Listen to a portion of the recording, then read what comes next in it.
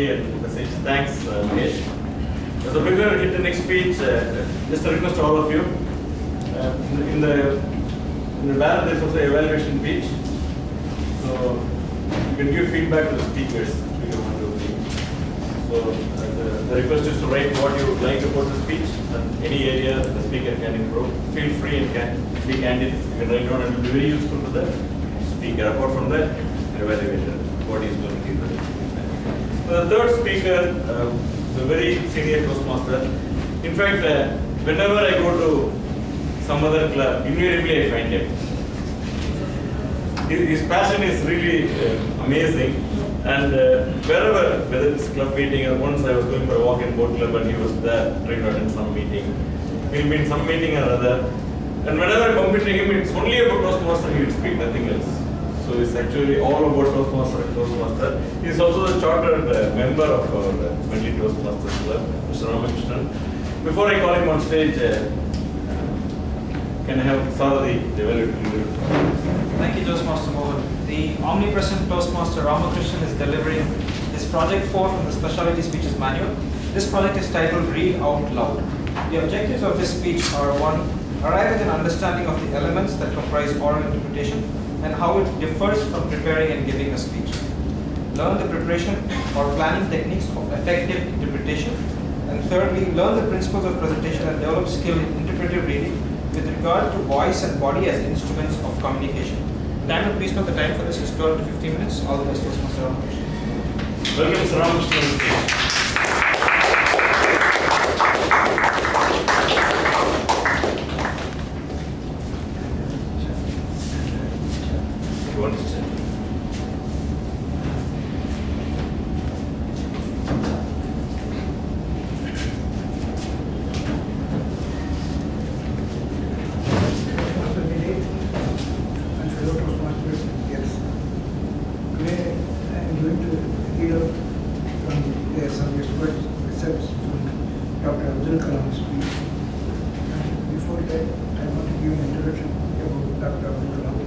As you all know, Dr. Abdul Kalam was one of India's most distinguished scientists.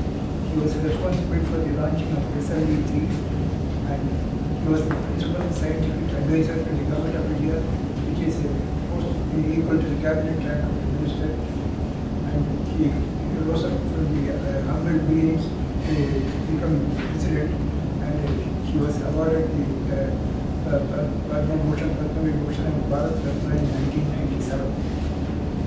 He is a great visionary, and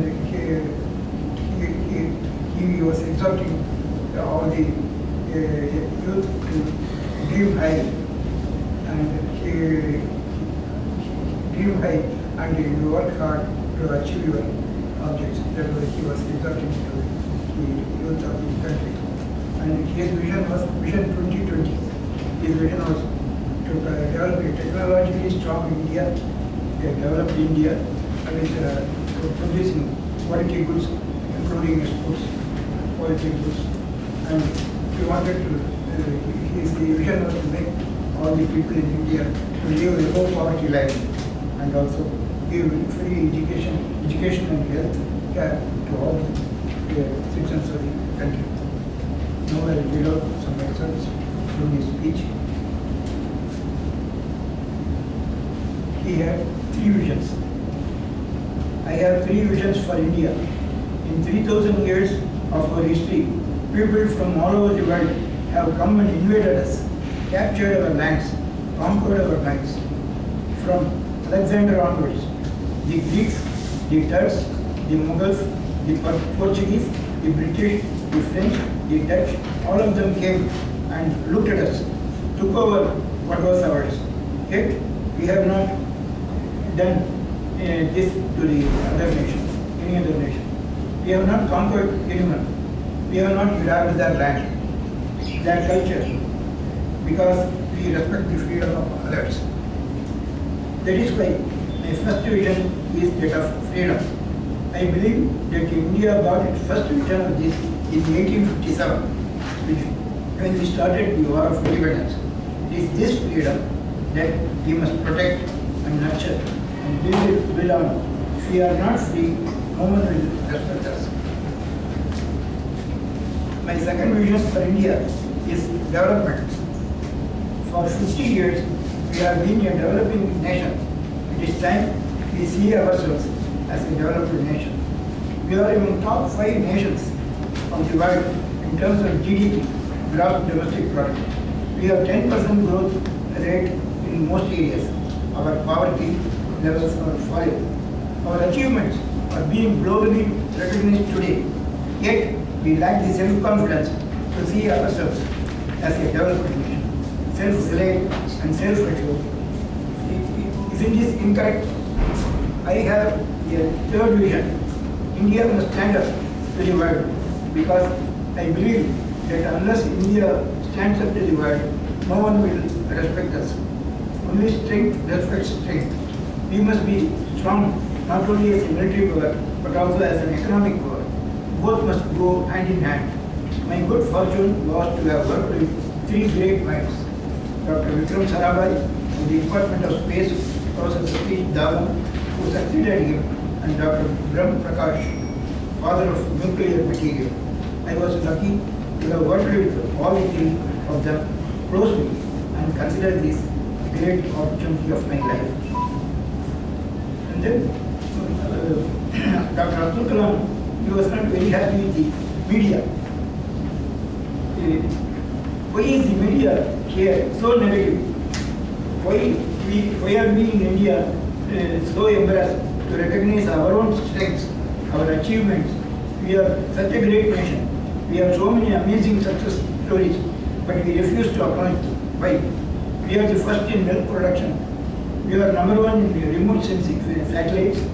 We are the second largest producer of wheat and rice. There are millions of such achievements, but our media is only obsessed in the bad news and failures and disasters. The media does not highlight our achievements. Negative. Another question. Why are we, as a nation, so obsessed with foreign things? We want foreign TVs, we want foreign shirts, we want foreign technology. Why this obsession with everything imported? Do we not realize that self-respect comes with self-reliance? Please allow me to come back with vengeance. Got 10 minutes for your country. You say that our government is inefficient. You say that our laws are too old. You say that the municipality does not pick up the garbage. You say that the phones don't work. The railways are a joke. The airline is the worst in the world. But when you go to Singapore, you don't say anything. Do you? You don't dare to eat in public during Ramadan in Dubai. You would not dare to go out without your head covered in Jeddah. You would not dare to buy an employee of the telephone exchange in London at 10 pounds. To see that my STD and ISD calls are billed to someone else. You would not dare to speed beyond 50 miles per hour in Washington. But you will check the empty coconut shell when you come back to India in the garbage bin, and that you can respect and conform to a foreign system in other countries, but you cannot conform to foreign system in other countries, but you cannot conform to your country, in your own country. You will throw papers and cigarettes on the road the moment you touch the Indian ground. If you can be an involved and appreciative citizen in an alien country, why cannot you be the same in India? We expect the railways to provide clean bathrooms, but you are not going to learn the proper use of bathrooms. We want Indian Airlines and Air India to provide the best of food and toiletries, but we are not going to stop preferring at the least opportunity.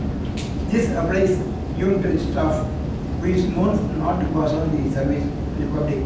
When it comes to burning social issues like those related to women, dowry, girl child and others, we make loud drawing room protests and continue to do the yours at home.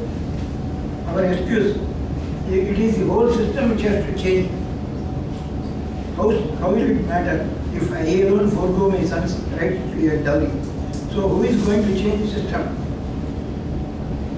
What does a system consists of, very conveniently for us, it consists of our neighbors, other households, other cities, other communities, and the government, but definitely not me and you.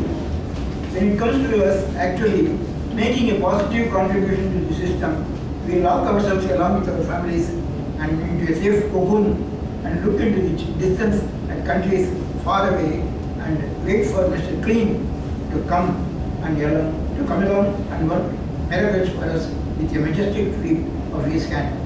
Or we leave the country and run away. Like lazy cowards hounded by our fears, we run to America and to bask in their glory and praise their system.